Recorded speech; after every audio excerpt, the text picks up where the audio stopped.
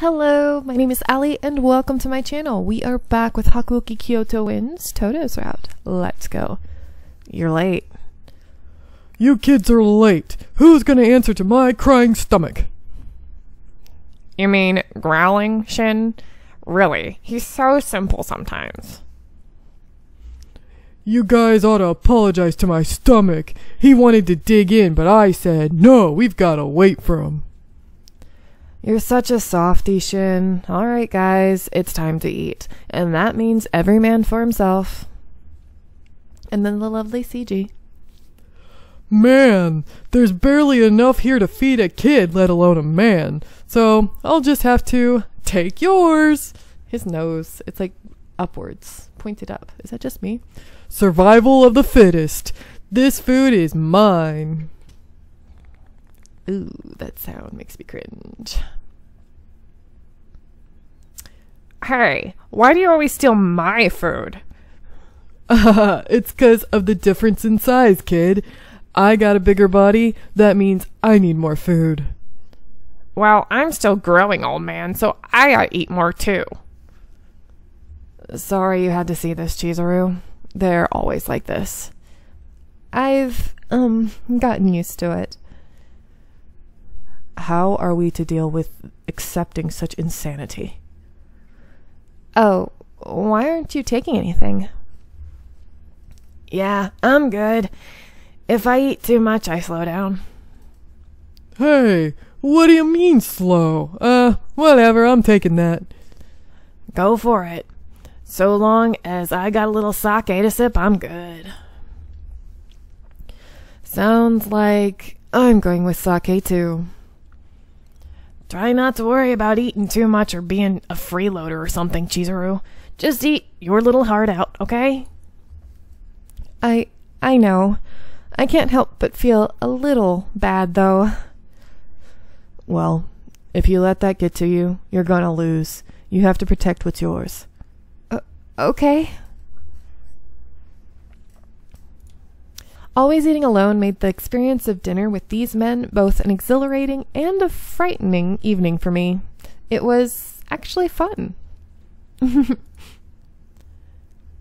See, there's that smile. You ought to do that more often. We aren't going to hurt you.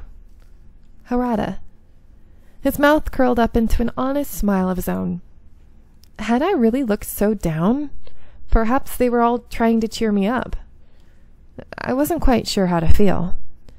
I was conflicted over whether or not to feel pity for myself or to appreciate the moment for what it was. The joy seemed to be winning out, however, and I caught myself smiling as Inoue entered the room. Gentlemen, do you have a moment? As usual, his voice was warm, but in his eyes was a level of solemnity I've never seen before, at least during our brief acquaintance thus far. The warmth of the room slowly evaporated. I've just received word from Osaka. Sanan has been gravely injured in battle. What? What happened? A dry goods store in Osaka was invaded by a group of Ronin. Toshi and Sanan arrived in time to enter the fray and subdue the Ronin. However, Sanan was stabbed during the encounter. Is he going to be all right? According to the letter, he is gravely hurt, but the wound is on his left arm. It will be hard for him to wield a blade, but he will almost certainly survive. Oh, thank goodness. I exhaled a brief sigh of relief, but the rest of the room was tense, still itching for answers. He should be returning here in a few days. Now please, excuse me. I must speak with Kondo. He turned as he spoke, his last words delivered over his shoulder, and was gone. Nailed it. It was Saito who soon broke the awkward silence. An injury so grave he cannot clutch his sword. Perhaps the wound severed an artery. To wield a blade with one arm is a disservice. He may never carry a blade again if it's true. Oh. At last, I understood. Fighting with a single hand would mean less strength behind the blows. Against an opponent of similar skill, he would almost certainly lose. If push comes to shove, he'll have to take it. I don't think Sanon's just gonna give up. Don't jinx him, Soji. It's gonna look bad if officers start joining the Furies. Huh? Wait. That didn't make any sense. What are the Furies? Oh, so Furies come from something you drink, where any injuries could be cured. Heisuke! Huh? Before I could move, Harada was on his feet and halfway across the room. I barely had time to gasp before he drove his fist into Heisuke. Dove it. Ow! Heisuke, are you alright? Sano, you're overreacting. That was my bad, Heisuke. I slipped first. Are you alright? Sorry. After a moment, Harada curtly nodded to Heisuke in apology, the latter offering a quick, pained smile. Nah, I should have been watching what I said. Still, Sano, you didn't have to hit me. His punch had enough force to knock out a lesser man, but Heisuke seemed unfazed. It was never clear how different these men were. Chizuru, everything you just heard is something you are never to repeat. I'm sure you're curious, but we can't tell you anything else, so don't ask. And forget what you just heard from Heisuke. His voice was friendly, but his eyes gave his words a cold weight that made me feel uncomfortable. Oops. The Furies that Heisuke spoke about are men to be pitied. Okita's voice was flat, emotionless. A sudden chill of melancholy entered his eyes. I couldn't bring myself to say anything more. Thankfully, Nagakura broke the awkward silence. It's nothing you need to worry yourself about. You don't have to get all worked up. I was only a guest in their house, not a warrior of the Shinsengumi. The truth of the Shinsengumi's secrets were no business of mine, something I'd known. There was little value in that sentiment, however. Put it from your hand. Involving yourself in our affairs will only put you in greater danger. I bit my lip and kept silent. The wall between us was almost tangible, almost far too large, an obstacle for me to defeat easily. Oh my. Here we go. I finished my dinner in sad silence, excused myself, and returned to my room. I had a great deal to think about. Furies, huh? I wondered to myself if the Furies referred to the Rakshasa, I guess that's how you say it, pictured in Buddhist texts. Jeez. Though I wasn't well versed, I recalled reading a text about a man-eating demon god with that name. I have no idea where to start, from drinking the medicine to Captain becoming a Fury. Ugh. No, I wasn't supposed to think about those things. I was only going to get myself into trouble if I stuck my nose where it didn't belong.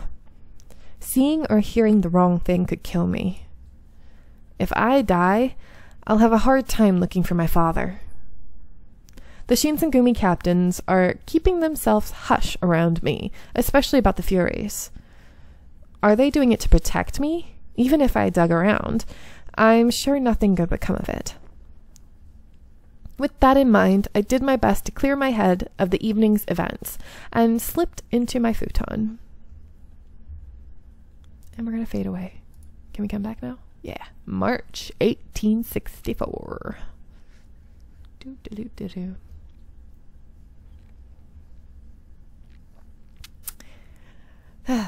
March 1864. It fast approached a month since I began living with the Shinsengumi headquarters. Hijikata and Sanon finally returned to the compound from their trip to Osaka, but spirits were low. Sanon's injury had unforeseen consequences for everyone in the organization. Day-to-day operations became hectic for a little while. His wound seemed quite dire, and they drained whatever goodness in his nature he'd hoped to keep. Sanan would spend days holed up in his room, protected by a barrier of impenetrable silence.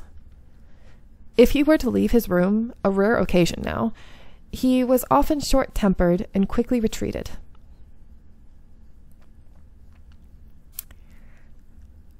Even though I, too, spent days in the exile of my room, he seemed to take it much differently. Sanan seemed trapped within a painful memory, each day bringing him closer to a gloomy twilight. I softly pondered what service I could offer to the Shinsengumi if I were not allowed to search for my father. I'm sure Hijikata is overwhelmed with whatever business he's dealing with, but I need to visit him.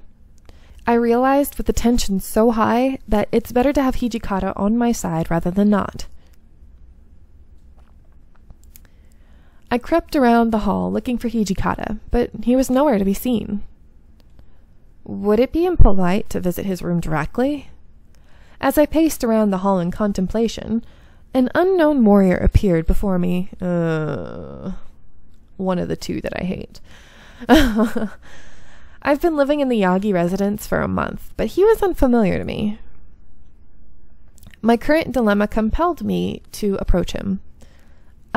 Excuse me, have you seen Hijikata? The man turned to respond, and my eyes widened to scan his enormous frame before he spoke. And who might you be? Mind telling me what you're doing here?